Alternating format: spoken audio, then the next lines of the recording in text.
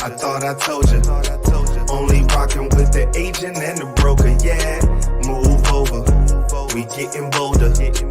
Making moves like the agent and the broker, yeah. Generational wealth, they bout that. Yeah, we took some L's, but we bounced back. Financial literacy, got that. Closing up the wealth gap, yeah, I'm black. Welcome to the Agent and Broker Podcast, hosted by Julian and James. And you know they bringing nothing but that black boss talk, man. Cause there's no currency stronger than the black dollar.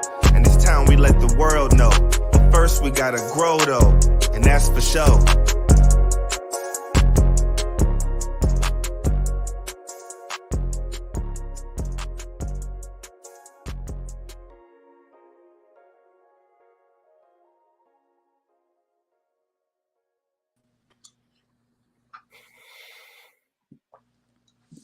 Yo, what's up?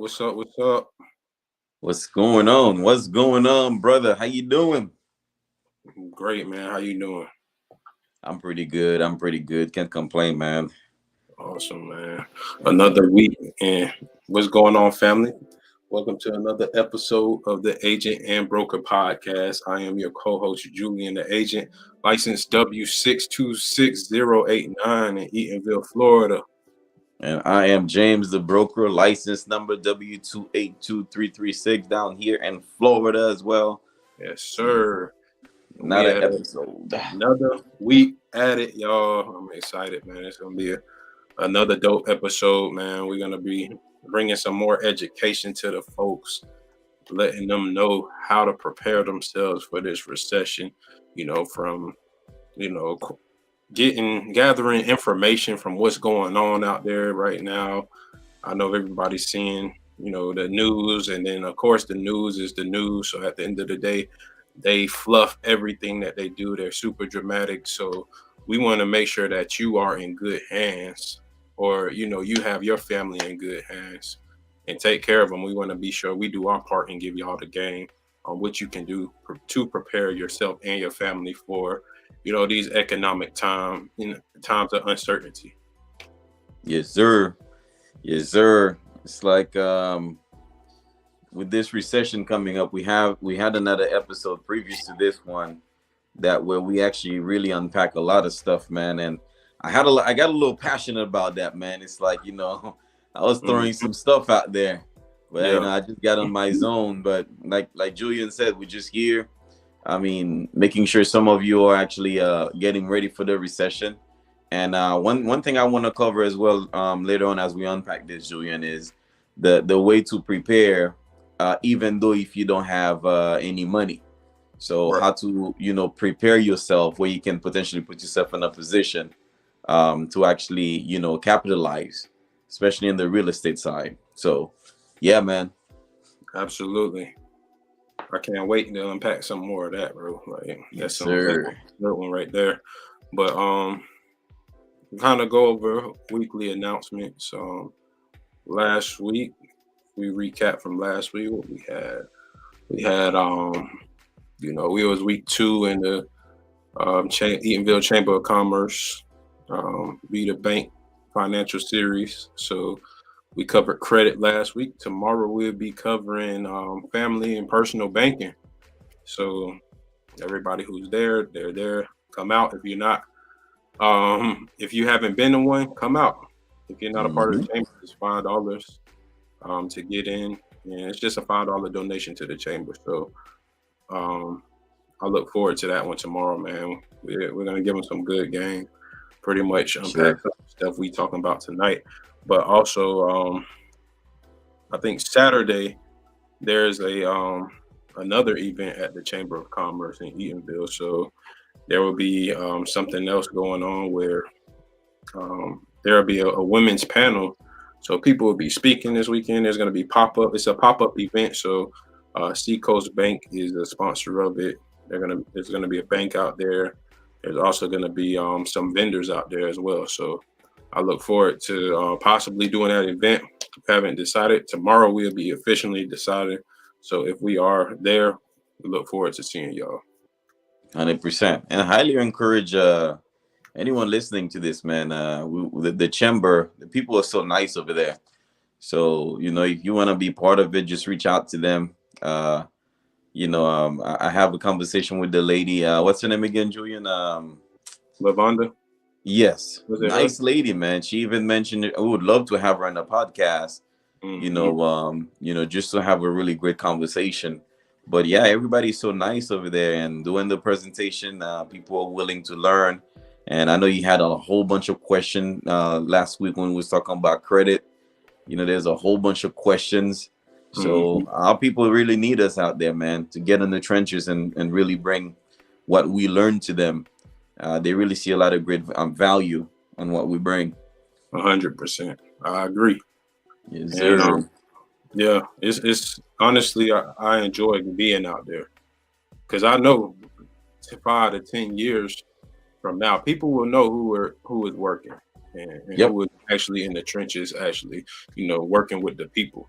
Because at the end of the day, that's what we're doing. We're not charging people to come do this stuff, like, or to even do it. Like, I see people out here.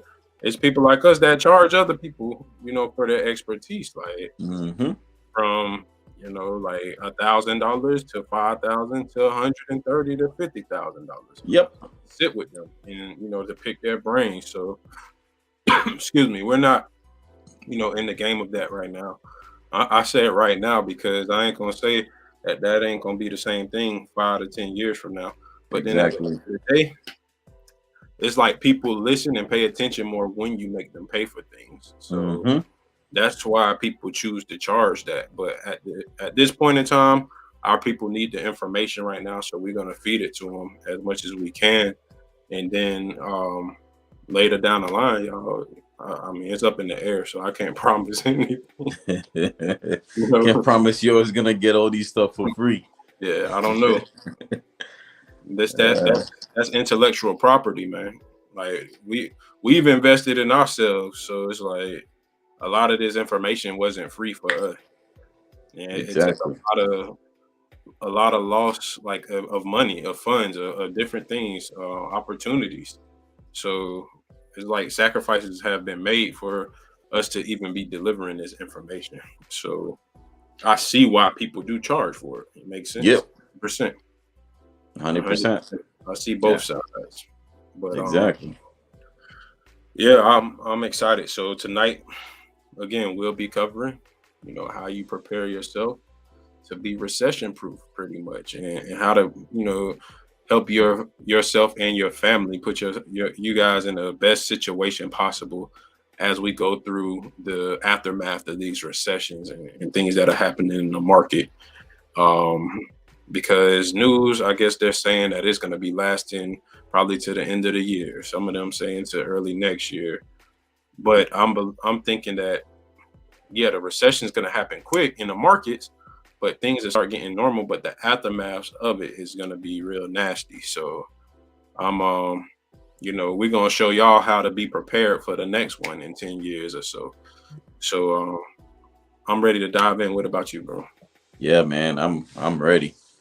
Ready to go. And just to piggyback a little bit on what you say, you see why people charge for this stuff. I mean, like you said, man, just to go in a little bit more details, we had to invest in ourselves to get licensed.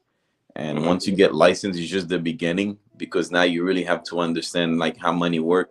So we invest a lot of time. So us bringing you that here right now, that's combined about almost 10 years of experience, because I've been licensed for over 7 years now. And Julian been licensed over 2 years, going on 3 years, right? I think. Yep. Yeah. So combined, that's like 10 years of experience, and we're just bringing it to you. So what you're seeing right now, we didn't just wake up yesterday and then we decide to talk about this. There has been a lot of work put in, to get to where we are. Right. But yeah, man. So I can definitely see why people charge for this. And hey, moving forward, hopefully everybody who's getting that information right now, maximize what they can get from it. Yes, sir. Yes, sir. Yep. So let's get it. Let's dive in, y'all. Getting into the topics of picking off from last week. We talked about the recession. We talked about what it was. how it happens, and things from inflation to recession to depression to different types of definitions we dug into. So now we wanted to get into action items, things that we can do to prevent those things from happening, other than, okay, I'm not going to say go buy an insurance policy or something. Like, no, this is not a sales tactic, but this is some information that you can utilize. You can, or you cannot. You can always, if you have your own course, of course, you can take that course. But for the people out there who don't know what to do, they're scared, they watch the news, you get a little shaken about what's about to go down. And like James said last week, you're getting caught with your pants down. You know what I'm saying? So Yep. This is how we're gonna start, preventing these things. And the first topic today will be, well, first let me kind of cover what this is, which is 7 ways. There's an article I found. It's 7 ways to recession-proof your family's finances. So going through this recession, you aren't caught with your pants down. And honestly, if you need, the first thing that we're going to cover is, everybody know about it. It's one of the most important things, but it's right here. Watch that credit score. Whew. We went into a whole episode of credit at the Chamber of Commerce last week, or I guess a meeting. And I spoke on credit. I broke down the credit system, how the credit system works and operates, to even down to the little itty bitty laws of the Fair Credit Reporting Act, and different things that can help you build your credit, and ways you can take things off your credit, and ways that you can build your credit. So the number one thing on this list was watch that credit score. And James, you can kind of talk a bit about credit score to them, about, okay, what score should they be trying to achieve or strive for, while this recession is going on. 750 to 800, man. Exactly. 750 to 800. That's where you need to be. So right now, if you're looking at the screen, if you're in the poor section where you're below 500, that's fine.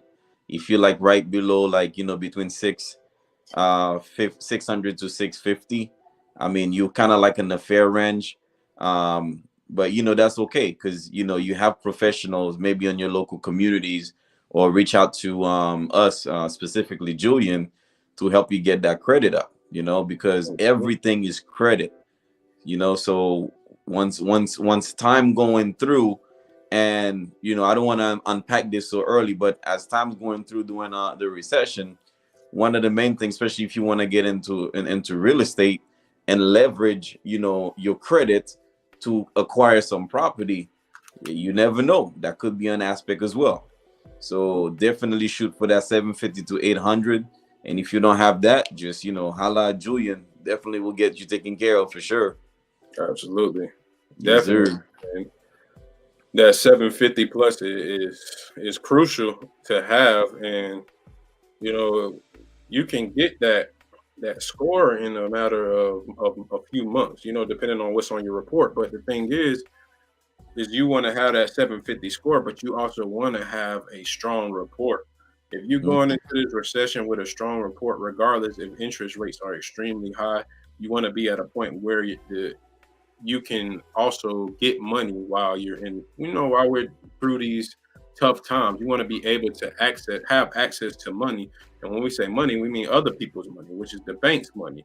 You want to be able to access them. You want to be able to access lenders' money for your businesses. You want to be able to do these things.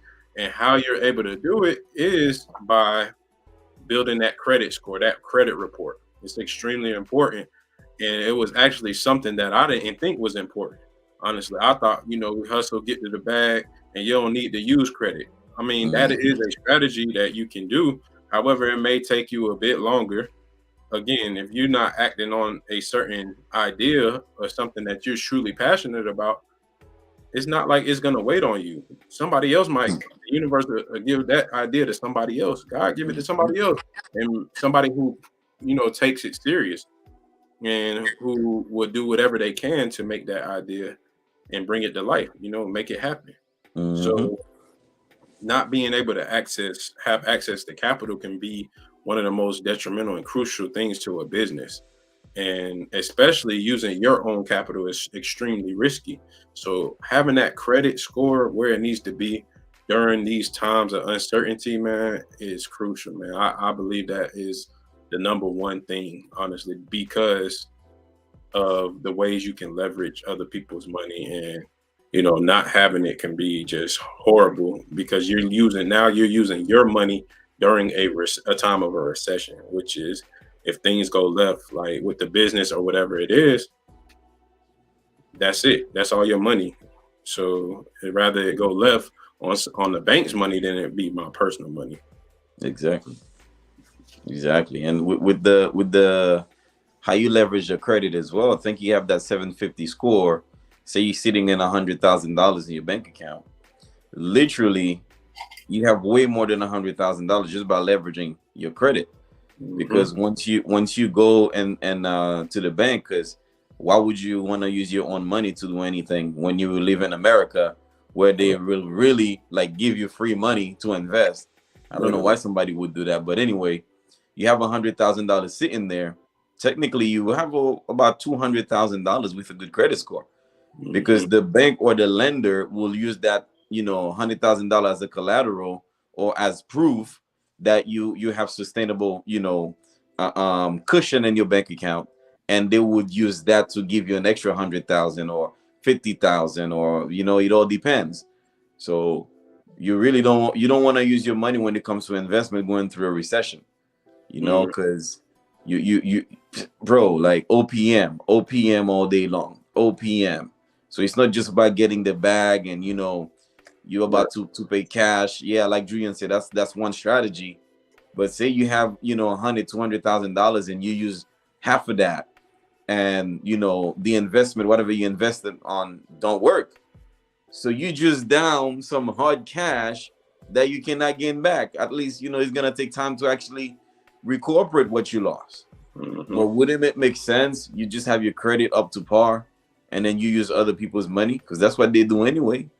Yeah, that's what they do. So I mean, just to piggyback on what you said, that's from the wealthiest, man. They've been using other people's money, and you get more options and more chances. Look at Donald Trump, man. People like, well, he filed bankruptcy all of these times, but he's still a billionaire. Why? Because he leveraged other people's money. Exactly. Use his own money. Like if it failed, it wasn't on him. Like he just needed to try again. You know what I'm saying? Like exactly. This is how simple these things are out here, but we make life more complicated than it should be. And there's reasons for that. There's systems in place that distract people, that destroy people, that strip them of everything. So it's hard for people to really even, jump into that. But, if you need help with the credit, like James said, reach out to us. You can go to the agentandbroker.com and fill out, one of our inquiry forms and let us know that you do need help with credit. Or you can DM me, whatever you want to do. DM James. If you need that help with credit, let us know. We can take care of you. We have the resources. We have the tools. We have the systems in place. We can get you that 750 score plus, and then also provide you with trade lines. We can, build your report up and give you certain type of information that, the regular public, things you can't really Google, so yep. We can help and hook you up. And if you're listening to the podcast, it's not expensive, man. You listen to this podcast and you say that you came through the Agent and Broker, we will cut our startup fee in half. That's fine. That'll be $75 to start. So $75 to start if you need that help. It's $75 to start and $100 after that. And that helps, pay for the system. That helps pay for our employees. That helps, us grow. So yeah, you have to invest in yourself in order to build your credit. You just can't, it can't build itself for free. And it's the same thing at the bank. They want to see money flowing. So you need to be, bringing in money, finding the ways to bring money in. And that kind of, leads us to our next way to bulletproof your family during the recession, or recession-proof them, is everyone of a working age should be working. Everyone should be working. So if you can get a job, find ways to make money. You know what? James and I were just talking about how there are people online getting paid, right, bro? Yep. Yep. Doing what? it's it's so easy and simple to to make money online. Especially if you're a little bit younger than me, because I'm in the upper range of millennials. You know how the internet work.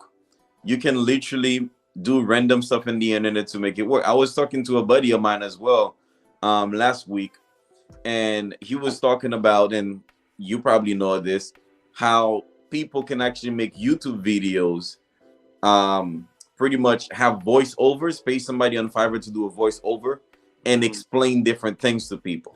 You put that in a channel, views, subscribers. We spoke about royalty-free music, that people can make a whole playlist and just put different playlists on a YouTube channel, and people just listen to this music. You get subscribers, you make money. Even those music, man. My wife, man, let me tell you, my wife, she listens to those calm songs, like when you go into bed, like kind of like really soft songs. Like, she loves listening to these stuff sometimes. And guess what? When you look at these songs, hundreds of millions of views, bro. Yo, crazy. And they only have a background on it, just playing music. Just the background playing music. And you see all these subscribers, all these views, and this person, like, these people are just making money. Oh, so I mean, like Julian said, man, if you're working age, get to work, but at least get on YouTube or get something, like, and make money, because you will need some capital as we approaching a recession. You will need some capital to make some moves, so definitely, man. I agree 100%, man. And anybody can get online and make money nowadays. It's crazy. You have kids, you have babies, you have autistic children. Parents are positioning their kids and putting them on the YouTube online or whatever, and they're making millions of dollars. It's crazy. I mean, I don't know if I would do something like that, but there's literally ways to make money while you're sitting home now. Yo, my daughter, my son, they watch this kid on YouTube. I mean, you're listening to this, you have kids, you probably know the name of this kid. His name is Ryan. My God. All he does is play around with random toys, sit in front of a camera, open these toys, and whole bunch of subscribers, millions and millions and millions of views, and he's just a little kid, opening toys. And I'm like, babe, are we doing something wrong? We need to put a camera and just buy toys every, maybe 3-4 times a week, and let those kids open the toys and have somebody edit the video, put in a YouTube channel. I'm like, bro, does that not show you that people are truly kids? The adults are doing this too. They're doing what they're doing at their age. They're doing this, and they're filming it, and other people are watching. Millions of people are watching. Exactly, bro. They literally live their life. They're just putting a camera in front of themselves. Yeah, put a camera in. Like my wife, I was telling you earlier, my wife, she'll be doing her makeup and doing whatever, or just cleaning, but there's something playing in the background. Ryan even has more. He even has his own toys. Thank you, Kristen. Ryan has his own toys. That's how big that kid is. But my wife, she'll be cleaning. Instead, she's listening to some music, or she's listening to some random person. Well, random to me, but she know these people talking about random stuff. Like, they went to the store, that's what they saw, or they doing clothing reviews, and they went to this store and this is how this clothes look. Millions of views. I'm like, you need to get into that business for real.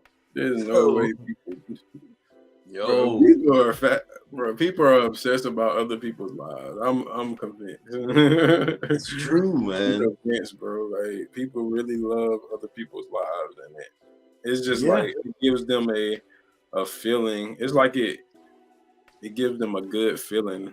That person is I don't know. They find it exciting. They live through other people, bro. Like, Yeah. it's just Kind like, of weird, man, how the brain function, and it's you're looking at someone's video, and even us doing this podcast right now. I mean, with the right target market, people will listening to this and feel really really good about the information they're listening to. You know, so I think you're right. Like, people just see their life through other people, and they kind of like really interested in what other people are doing or are saying. And it's kind of scary though, or it could be a little scary, because I think I covered that quite a few times in conversation with people, and probably even this podcast, is what we have to be careful of is when we so dwell into other people and we cannot even spend alone time with ourselves. You know, when you get by yourself, like there's no TV in the background, nothing is playing in the background, and it's just you and your thoughts, you don't even know how to think. You don't even know what to do with yourself, because you are so used to listening to other people or following other people. But anyway, that's a whole nother story, bro. I don't even want to get to that. It's the truth, though. Man, it's crazy. Mm-hmm. We get so caught up and infatuated with other people's lives and what they got going on. People live through them because they're a lot of people. Really, the truth is, a lot of people scared to do it themselves. So, Yep. like, hey, I'd rather live through this person real quick. So, Hit it right in there, bro. give them, like, I'm gonna give them my time.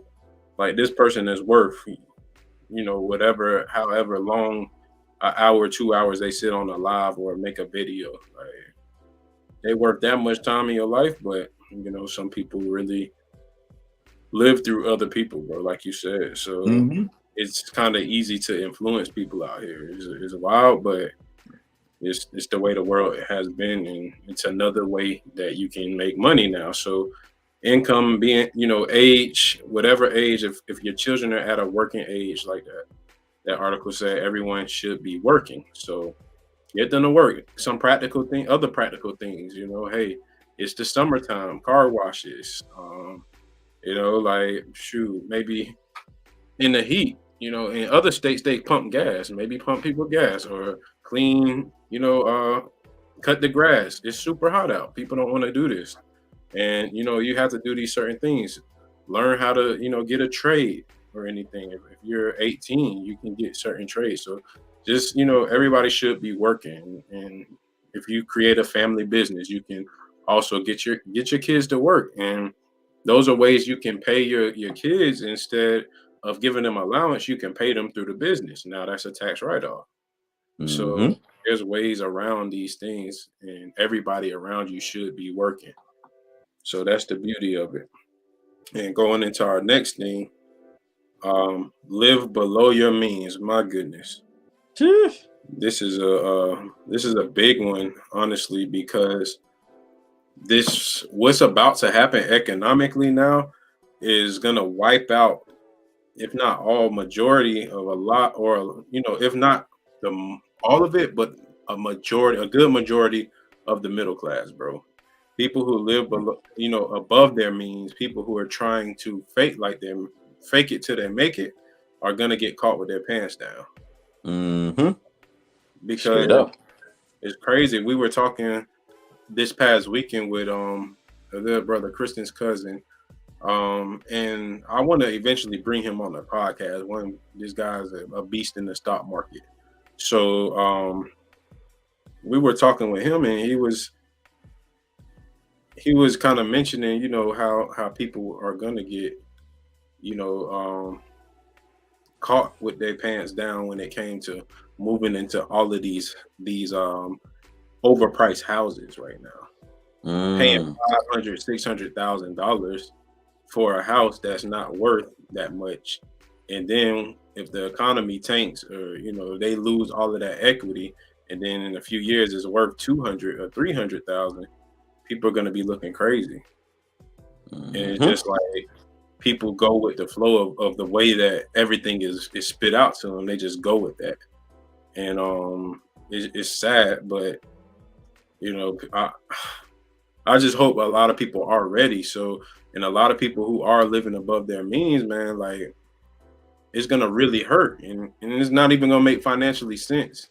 enough sense for them to really even move forward if they're negative on equity in their house, bro. If their house is worth 300,000 and they bought it for 500 or 600, you're gonna be looking sick. And most people panic in those situations when really they could just wait it out. But most people panic and they try to just like foreclose, like, okay, this is not even worth it. This is a bad situation. They foreclose. But it's a lot of crap that's about to come because people who are living above their means and making impulsive decisions and emotional decisions. For sure. The ordinary folks, middle class, like you said, it's going to take a lot of mental, focus to actually go through a time like that. I remember I was in a real estate school. There was something what I call a negative asset. So pretty much big investors with a lot of a big, large portfolio. Sometimes they don't mind getting a house high and sell it low. Because when they look at portfolio combined with worth of assets, then they can actually depreciate. I mean, that's a whole nother game. But if you're a regular guy, middle class, listen, what Julian says is 100%. So I remember I was talking to somebody. He says, I don't remember who was it, but I'm saying he or she. I don't remember. But the person says, as you go through a recession, there's something people need to understand is the mindset it takes to go through a recession. So what does that mean? If you are fortunate enough not to lose your job during a recession, or you have your business and you still maintain to bring the same amount of money that you usually bring throughout the recession. So the last thing you need to look at is, not the last thing, but one of the things you can actually look at is, okay, you bought this house for 500,000. Now it's worth 400,000 or 350, and you bought it with the idea that you can pay $1,800 a month, $1,800 a month. So if your income stay the same, then act like you're not going through a recession and keep paying it. But like you said, people actually get panicked because that negative equity tackle them, and they use the emotion and they act based on the emotion a lot of the time. And most of the time when you act on your emotions, you listen, so the mindset it takes to go through a recession, especially in the housing market, it's major, just because you need that, because your house, you bought it for 500,000, now it's worth 350. And then now you're thinking the numbers don't make sense, but as long as your income stay the same, just act like it's the same. You don't just go to foreclosure like that, And just to cover, since we're in a real estate aspect, just to cover what I said at the beginning of the show, how you can potentially position yourself without any money to capitalize on that is, how can you be an asset to the bank and to the homeowner at the same time? So that's what you have to look at, because banks don't like to own houses. So meaning when somebody go into a foreclosure, the bank don't want to hold that property. Like, they're losing money by holding they don't really want that. So if you can position yourself to an investor with deep pocket, and the bank or realtors who specialize on bank foreclosures, you can literally position yourself to make some money, because if these properties are coming at in fast speed with a very, very big discount, now people with deep pocket, investors, are looking to buy houses at discount. So if you as an individual put yourself in a position to connect with these investors and connect with the bank or people who represent the REOs, which is the realtors, then you can put yourself in a position to capitalize on that. Because all these properties, the bank do not want to hold into all of them. Right. They want to get rid of them as fast as possible. So if you can get them at a discount price, you don't need money to do this. So say you find a house that's $200,000, go to foreclosure, you have access to that property. The house used to worth $500,000, is going down right now. You will find somebody with deep pocket that can even negotiate that to like $150,000, or maybe they're willing to pay the $200,000 for it. But what happened is, as an investor in the middle, you can charge a fee for that. Could be $3,000, $4,000, $5,000, $6,000, $10,000, depending on the deal. Yeah. So positioning yourself between the bank and investors, man, let me tell you, man, like especially in the housing market, you put yourself in a position to really, really, go through a strong recession. Because in recession, you cannot use your emotion. You have to use your mind to go through it. Right. So yeah, man, that's what I wanted to unpack during the show. I stated in the beginning. For sure. I appreciate that. And it's very important to position yourself. And that starts honestly by this topic here, living below your means, honestly. Yep. And saving your money, or not literally, little simple things, not freaking getting a cup of coffee a day from Starbucks. Yep. Like, that's expensive over 30 days. If you're paying about $3 to $4, probably $5 now, honestly. Yep. About $5 a day, you're looking at about $150 a month.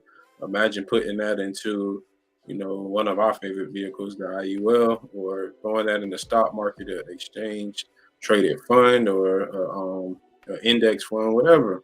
Imagine putting that money to work instead. Cutting back on your coffee, that's living below your means. Cutting back on buying that extra pair of clothes or shoes this month. Like, let's get back to being disciplined and stopping those things. Starting to eat at the house more. Find ways to cook, meal prep, do different things where you don't have to spend that extra buck. Like groceries are getting more expensive, but eating out, so is eating out. Eating out is getting expensive. Like, there's no dollar menu anymore. There's no dollar anymore. It's now $1.25 at the Dollar Tree. So you're looking at prices going up on that end, and then people aren't paying attention to those little things.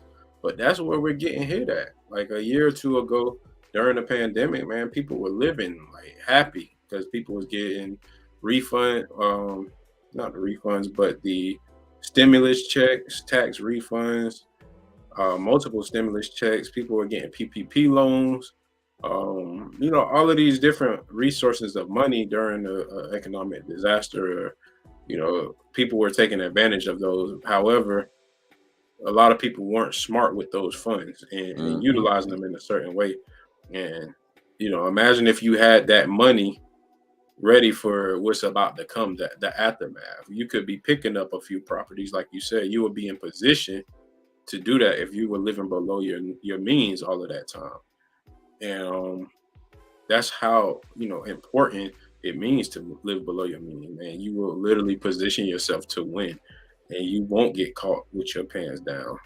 So if you haven't been doing this, you can make the necessary adjustments.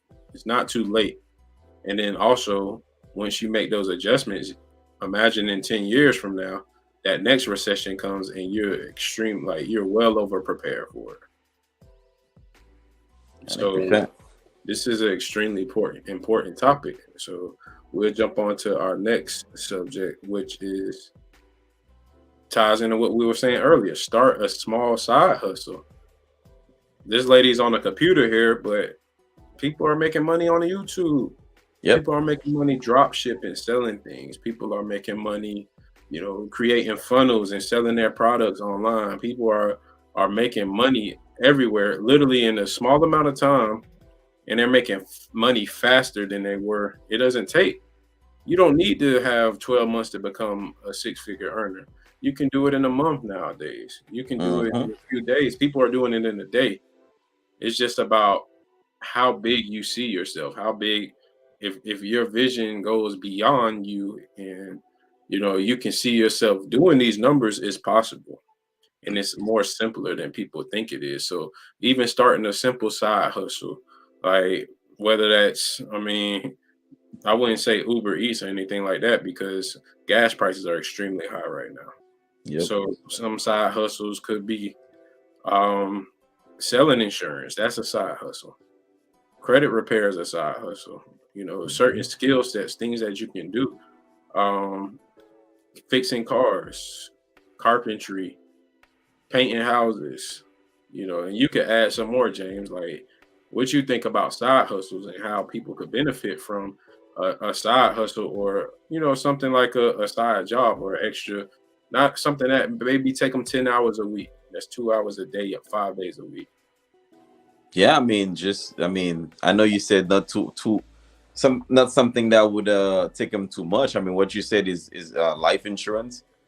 Definitely, you could do that virtually. Sell a policy a week. You can definitely make $3,000 to $5,000, a month with that. One side hustle that I always say, to me, it's Julian. And this one is a little bit of hard work, but to me, a side hustle is get knowledgeable about AC, especially in Florida, air conditioning. Man, let me tell you, you can still do your job, still work your 9 to 5, and pick up a side hustle fixing AC. Bro, people make so much money just fixing air conditioning. Right. So that's a great side hustle, as well. But there's so many things, people can do out there, man. I don't want to say day trade because I'm not, too good on that, but I know people who actually make money on a daily basis as a side hustle. Like, you learn this game, you learn how this algorithm really work, and you educate yourself, bro, you can make, some really, really fast money. So to me, I always talk about this in America. Some people, most of us, we get confused, and not even confused. We just feel like stuck in one place. It's simply because we have so many options in front of us of things we can do, and we just like freeze, like, oh my God, what do I do? Or too many choices. Too many choices. Too many choices. Back in my country, man, I'm Haitian, so it's like either you're a doctor, a lawyer. That's the main two, a doctor or a lawyer. But the crazy thing is, bro, it's so many limited options there, and it's like a gift and a curse at the same time here, because you have so many options that you freeze up. But the issue is it's gonna start getting like that, bro. There's not gonna be no middle class, so you're not gonna have a choice. You're gonna either be poor or rich. That's where it's heading. You either be a doctor, a lawyer, or you ain't gonna really be anything, because they're not gonna need you anymore. They're making machines. They're turning everything to robots. They're turning everything into technology. So if you don't have basic skills, or skills that are really, things that are really helpful or to society, and recession-proof or need-based businesses, man, look at here, bro. Because eventually we get to a point where people are not going to just buy stuff for leisure anymore. They're going to be buying stuff off of what they need, and then when there becomes a shortage, then people are going to become relentless and crazier. Like, and that's why you need to be preparing at the same time. Whether you're preparing, going to a gun range, whatever you need to do, stocking up on ammo, getting in the gym, like working out, and making sure that you are physically fit for what's about to come. And and I'm speaking to myself too right now. Like, I went to the gym this morning, but consistently need to go to the gym and be in there and getting yourself, your mental and your physical together to prepare for these times that are about to come. Because if we talking food shortages and all of these different things, that's just a matter of time for people to start going crazy. And then when they can't get it from here, and what they're gonna do, they're gonna look at the people who got it. Yep, straight up. Like animals, bro. So they're literally setting us up for failure, and literally to either turn against each other and never even look at them, the people who are causing the situations and causing a disaster.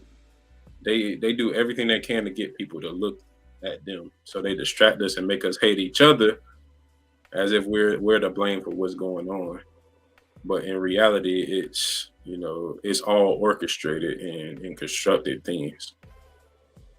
Whatever is just to piggyback on what you said, whatever is trending is pretty much the main distraction before the rug get pulled off under your feet. So whatever is trending right now, and I'm not even gonna go down the list, but you can think of whatever is trending. So it's just a matter of like they feeding it to you, you get distracted, and they keep feeding you, and then out of nowhere they just pull the rug. Whoop. and then you wonder what happens to you, you know. Literally. So it's a lot of stuff going on out there, man. Yeah, and we here though, man. We already what they're doing is they're acting everything out, man. We're already in a recession. You guys see the high gas prices. You see the high rates for everything, groceries, everything is up. There's shortages. We're already in the midst of it. But what the media is doing is they're saving themselves, and the political people are saving their face. So they're having to play this all out like, oh, we're about to go into this, or, you know, media saying we're about to go into this. Then you have political people saying that, no, we're not. And then all they're going to do is come up and talk, and about a month later or a few weeks later, and come up and talk and then tell you what's going to happen, blah, blah, blah, blah. And it's going to be the same thing. So this stuff is already going on. All they're going to do is confirm it a few weeks down the line, and then people are going to get even more crazier once they realize, okay, now they got the confirmation. But it's already been confirmed, man. All of these analysts are seeing it. All the financial people are seeing it. You know, people who have never seen this before, but they've been in experienced previous ones.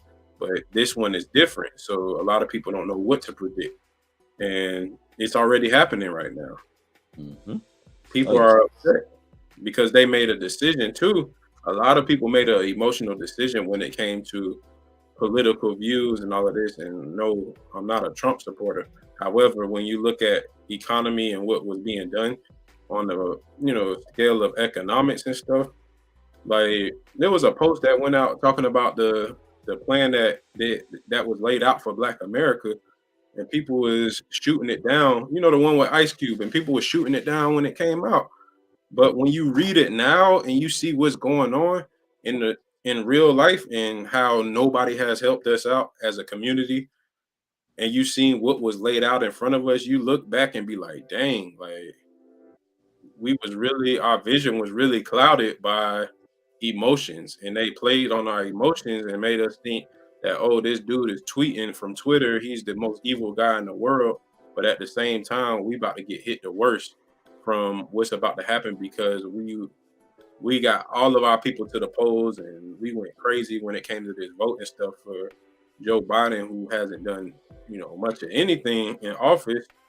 Remember, those are the facts. Like, but you see what's going on right now with a recession. So it's crazy in what the way that emotions can cloud your judgment, and now people are gonna get caught with their pants down, bro. And it's about to be real ugly, because there's gonna be some more millionaires, and people who are ready, they're gonna become millionaires, and then people who weren't ready, they're gonna go into the state of poverty, bro. People in the middle class are gonna be poor. It's gonna be no in between. Like, it's about to get real. So, which is what really hold the economy. Every economy, the middle class is what really hold the economy. Literally, you know, the moment there's a stretch between the rich and poor, where the middle class goes away, it's just an economic collapse, really. That's it. You know, so it's nuts. And as you going through the little, you know, political parentheses we open, I just think I realized something. That's just my personal opinion, you know, because I believe we still have the First Amendment. I believe so, with the freedom of speech. You know what's crazy? I look at the First Amendment on Google. They take away the word speech of it, man. I don't know if you're aware of that. Yep. If you look at what is the First Amendment, it uses the freedom of speech and expression. But the word speech, I think, has been altered by a different word. That should tell you, as an American, where your freedom is going. But anyway, what I realize on those two parties, whether you're Republican or Democrats, I realized one party, and you can make the judgment for yourself, is purely based on emotion, 100% emotions. So whatever you're doing right now, as long as it make you feel good, they support it. It don't matter who you are, as long as it make you feel good, whatever agenda you feel like pushing, you know, they just support it. It's feelings. The other part is, I feel like it's more on a logical base, where it's foundational base, where it's you know, what does the Constitution say base? And when you look at, as human beings, emotion most of the time beats logic. Emotion beats logic. So that's why there's a lot of agendas out there that just keep going, and they're not going anywhere because it's solely based on emotions. You know, I was watching a movie, a documentary, and like I said, I believe the First Amendment still exists, called "What is a Woman?" It's from the Daily Wire. It was intriguing when I saw that commercial. I said, okay, what is a woman? A woman is a woman, right? Mm-hmm. But when you look at that documentary, bro, it's just a disaster. It's just a disaster. So you have to subscribe to actually watch the documentary, which we did, but not to get really out of track. And we're still talking about recession and take care of your emotions. All this agenda that's just pushing whatever is being pushed. We're talking about women, so we're talking about the LGBT community, gay, straight, you know, the whole 9 yards. But we get this gentleman dedicate that time of his life to really find out exactly what's behind that. So he asked everybody, what is a woman? From a regular street individual, people like you and I, to people in Congress that making the laws to support this agenda, and to doctors who actually perform surgery on young kids to change the gender. When they ask this woman, okay, what is a woman? When they ask these people, what is a woman? The person say they're not a man, they want to become a woman. What is that they're transitioning to? Explain to me what a woman is. The whole documentary, bro, nobody can explain what a woman is. So I'm sitting here. I said, well, a woman is a human being that can actually have kids, that can have babies. That's just me. But nobody answered that in the documentary. They can't, because it's all politically correct. And it's a whole agenda that's being pushed because it's 100% based on feelings and emotions. There is an executive order that's being passed by this administration that, I mean, go look at it yourself. Executive order being passed that if your child said they feel like they're in the wrong body, you better take them over there to actually get a surgery done. That's what they aiming for our kids. Seriously, man. There's another thing. There is this whole agenda being pushed to alter the human DNA, because they believe the human we are just sexual beings, so we need to push our bodies to experience and, you know, modify things to actually experience the whole thing. And the gentleman was like, well, if you modify your body and whatever goes in there, technically you're not 100% human anymore. So do you still have human rights? I'm telling you, man, like I don't want this podcast to come down, but let's continue, man. Talk about the recession. It's real. It's getting too real here. Because politics plays a big role into all of this, and that's what people don't understand. So if you feel like James went far off, no, it's literally, this is what's going on right in front of your eyes, and you're losing sight of what the real issue is, which is this, what we're covering right now. This is the exactly. Because if you get caught with your pants down, Julian, you're not even thinking about what you're living through. Right. By the time they pull the rug under your feet, well, you're gonna wake up real quick, and you're not gonna be in your emotions no more. But it's too late by then. These are the real distractions that they're doing. The real distraction. That's what I'm telling you. It's the real distractions. Yeah, playing on your feelings. They're gonna keep doing it. And then, so our next topic is contributing to a savings account, which is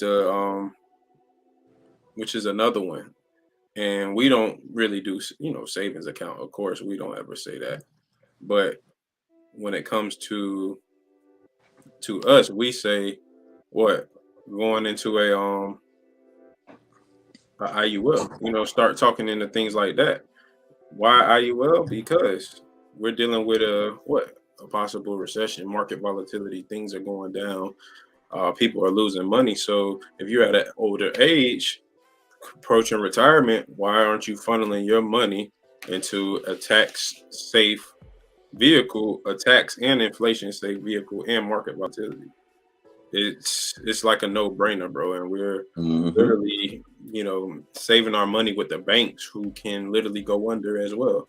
They went under in 2008. We seen what happened, and since then they were required to report their quarterly financials to the FDIC.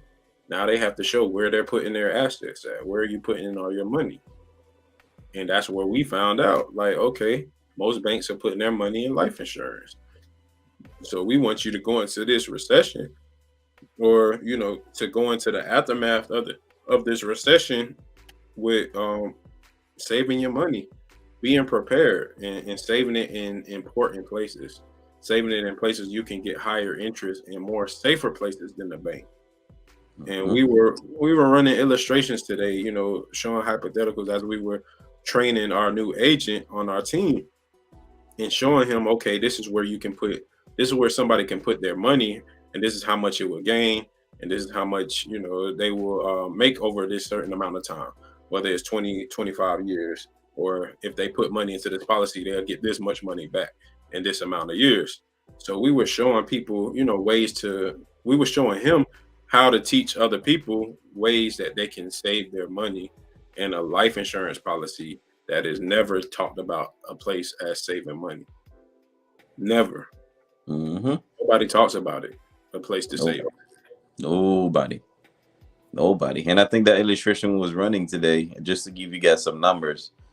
It's a 40-year-old that's putting in about $18,000 every year into an account. By year 25, he's a millionaire. So I believe the math was he would invest a total of $450,000 into that policy, but with the power of compound interest, he'll have access to over $1 million at 5%. Now, at 5%. That's 5%. Conservative. Yeah, that's conservative. Very conservative. Possibly 8 or 9% he could be making over the years. And if he's making 8 to 9 to 10%, come on now, like, he's making a dang lot more money than $1 million wherever he was at the 25-year mark. So to show you, like, the more money you put into these accounts, the more money they will credit you back, the more interest you can gain. Compound interest favors those who have more money inside of their accounts. So if you're only contributing $50 to $100 and hoping that compound interest saves you, like, yo, let's get realistic, because you need to be objective in your savings plans. Like, okay, I need to be saving $1,000 here. Find a way to save $1,000. You need to, if you don't make that much money, find a income that you can working from home. Like, we're in a digital age. You should be able to find a way to make money online where you can make an extra $500 a month. You don't even have to start a business, bro. It's crazy. Like, you can literally do a side hustle and make $500 to $1,000 a month. Exactly. People are running cleaning businesses without cleaning by managing it. Yep, straight up. Literally finding the cleaners out there who do clean and paying them, like, hey, I have jobs. Literally bringing them to jobs and literally getting a broker cut in the middle. Yep. All day, bro. People were doing that, and it's so real that that you need to be making the extra money. If you're not able to save this much money, you need to find ways to make other money. And it doesn't mean beating the next man up or effing the next man over. You know what I'm saying? Like, you don't got to do that. There's so many options out here that all you need to do is a little bit of research. Okay, this fits what I want to do. Boom. Either whether it's sales or whether it's behind the scenes sales where nobody has to see your face, you can do it out here with the internet. Like, you can literally learn how to send emails, bro. You can literally learn how to send emails and go to local businesses around here and tell them, hey, if you pay me $250 to $300 a month, I will send 2 to 4 emails for your company on a monthly basis to all of your clients. Yeah, bro, people will do that. $300 a month, you get 10 businesses. Come on, man, you got $3,000 a month. Just sending emails, bro. Yep. And people gonna love these ideas until they find out there's work behind it. Oh yeah, it takes work. Of course, it takes work. But people will go work at a job, no problem. But they don't look at a hustle or their business. Really, they won't look at a business that they start as important as they would a job. They'll downplay the business and make the job seem like it's the best and greatest thing ever. Bro, they're gonna overwork you at that job. Mm-hmm. When you can literally easily work just like your managers are working, where they're not doing any work, they're just showing up to certain things. You're doing all of the work, and they're just here to point you in direction to do whatever. You can do that for yourself. Eventually, start doing it to other people. If your job don't give you a raise, go create your own raise and run a company on the outside of your job. You eventually set yourself up into stepping full time into your company. Mm-hmm. Now you managing other people. Exactly. I think people as in a foundation base, we just need to realize a job could be potentially a bigger scam. And I was there was this little clip I was watching on TikTok, and there's this guy who was on stage, and he was like, you know what the biggest scam in life? Like what? A job. And everybody, started laughing, like, well, let me tell you why. You mean you work somewhere for 40 years and after 40 years you're still broke? How come? How you tell me that is not a scam? So I mean, when I speak with people, this is what I tell them about when it comes to growth, man. When you look at your parents, and dear heart God, I love my parents. I love our parents. They're hardworking people. We look at our grandma and grandpa, love them to death, But you just ask yourself, what you're doing right now, is it comparable to what they was doing back then? So meaning, say you're working, you have a regular 9 to 5, you're working at SeaWorld, since I used to work at SeaWorld, making $15 an hour.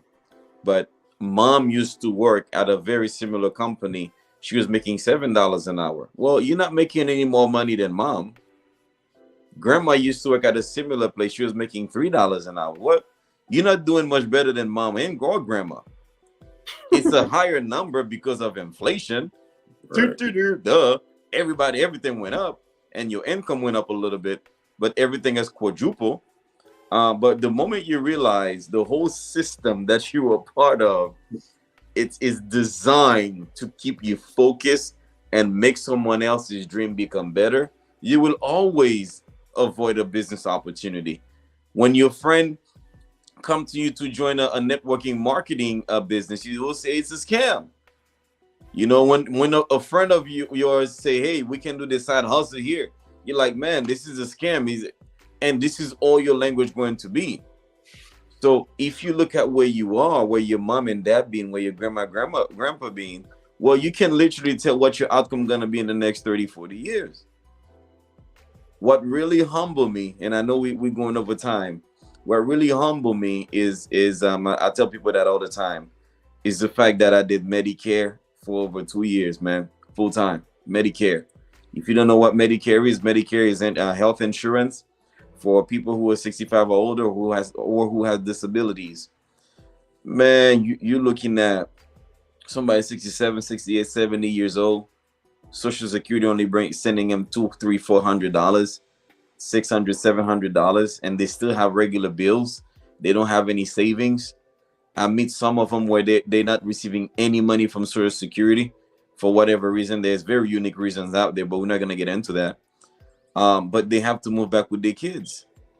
They have to move back with, people they know, because they cannot sustain. Because at one point, when you turn, at an age where you cannot work anymore due to an injury or maybe due to old age or whatnot, the bills still come. You still have the responsibilities. Uh-huh. So that's one of the things that humbled me, man. And I'm like, I'll do all I can to get as much wisdom as I can and I'm gonna fall, I'm gonna rise, I'm gonna fall, I'm gonna rise, I'm gonna fall, I'm gonna rise, because I just see the example that's in front of me. That's not what I want. And throughout the journey, you're just like, what's the worst that can happen? James, listen, since 2015, you full-time entrepreneur. What's the worst that can happen? Well, the worst that can happen is, I don't make it to be a billionaire, but I can look at myself in the mirror and say, you know what? I give it a good try. So it's better to go out there, get a side hustle, get a different career, find a way to transition away from your 9 to 5, become a business owner, and do what you got to do. And America, let me tell you, if you didn't know that, I'm Haitian. I had to find that out when I came here. America is a big business. Now, I'm not saying there's businesses in America. I'm saying America itself is a business, is a whole enterprise. The whole country is a business. So this is why people get frustrated with the laws, because the business entity of America don't see you as a human being. They see you as an entity. I mean, I hope that ain't go past people's head. The business of America don't see you as a human being. They see you as an entity. So that's why some laws get in your nerves, because it doesn't make any logical sense or emotional sense. But hey, it's a business. You are a business. So the moment you realize that you as an individual, you are a business, and the entity of the country see you as a business, you have a mental shift. Now all of a sudden you use your emotions a little bit less. And then you just keep going, man. Keep going. Because America is all about making money and have ownership of what you do. Once you understand the game of ownership, you own what you do. And even it could be a small percentage of what you do, but you keep owning and owning, eventually make it grow through the system of the country. Man, the sky is the limit for you. Sky is the limit for you. Seriously. This country, literally, it's built off of money and freaking violence, bro. It's wild. Yep. It's literally made off of that. And we are, like you said, we are our own entity. Like, we are consumers. We're not citizens. We're consumers. Literally, the law looks at you as a consumer, meaning you're your own entity at the end of the day. You have your social security number. That social security number is considered a credit card. It's a 9-digit number, considered a credit card. That card gets you into certain places. It allows you to use your credit. It allows you to use pretty much everything. That's how they identify you and track you. All of the things you've been doing, they track it by that number. Like, everything you do out here gets reported. If you're doing it, unless you're off grid, but if you're living life in this society, it's getting reported. So you can't really hide much out here, man. I also wanted to make sure we did let people know to, have that, 3 to 6 months worth of savings. Really strive for 6 months. Or if it's not savings, have access to good credit, or to high limit credit cards, or have availability, revolving credit, things that aren't personal, that aren't installment, or you have to pay every month. But if you have credit cards that are high limit and you have no monthly bills on them, hey, those are emergency use only. Or if it's business credit, that's to build your business, not to use for personal. So making sure you have access to money and saving your money, and having an emergency fund is very important going forward during these times. You want to have access, or you want to have liquid, you want your money to be liquid and be able to access it in times of need. When you see that opportunity, you see that business venture that you want to jump into, you have the ability to do that. 100%. And you touched something really quick earlier, Julian. You mentioned about the older generation, about their money being maybe in a 401k. Like right now, if you're 59 years old, 59 and a half, which is what the line is, and if you're listening to this, your mom or your grandma is around that age, 59 years or older, and they're still in a job, the worst place you can have your money right now, one of the worst places is a 401k. It's a 401k. So you need to actually find an account, whether it's a fixed index annuity account or do something, put your money somewhere that is safe, because the moment, the economy starts going down, so is your retirement money you've been building up for the past 30 years. And before you know it, you think you're going to retire next year. You have an extra 7 years to try to catch up to what you lose during a recession. But anyway, it's all about financial education, man. Absolutely. Educate yourself. Educate and apply. Yes, sir. And get it done. And those are some of the, some actionable and practical steps you can take, to prepare yourself. If you haven't done it, it's the time. Start now. If you miss this opportunity, make sure that you're not missing the next one. Exactly. So you may not be in a position to purchase or whatever you need to do, or, to take, to play offense during this time, but prepare yourself for the next one. Remember, they come every 10 or so years. You're due for a recession based off of historical data. And, in the next 10 years, just make sure that you and your family are ready. Don't get caught with your pants down. It's too much information out here to get caught slipping. Right. So, prepare yourself. Use these critical steps to make sure that you are, living by this and walking by it, honestly. So that's, something I wanted to leave off on that note, bro, honestly. Yes, sir. But you got anything else? No, man. Just everybody listening right now, just go out there and get it. You're listening to this podcast, just gotta apply some of the stuff we just mentioned here. Just don't get caught with your pants down. So go to agentandbroker.com, theagentandbroker.com, and fill out an inquiry form if you have any question, whether it's about credit or about strategies, about an IUL or how you can get an annuity, anything finance, really. We are a licensed professional, and we'll help you guide yourself to the right direction. So absolutely. I don't know what happened to James, but I'm gonna catch y'all later.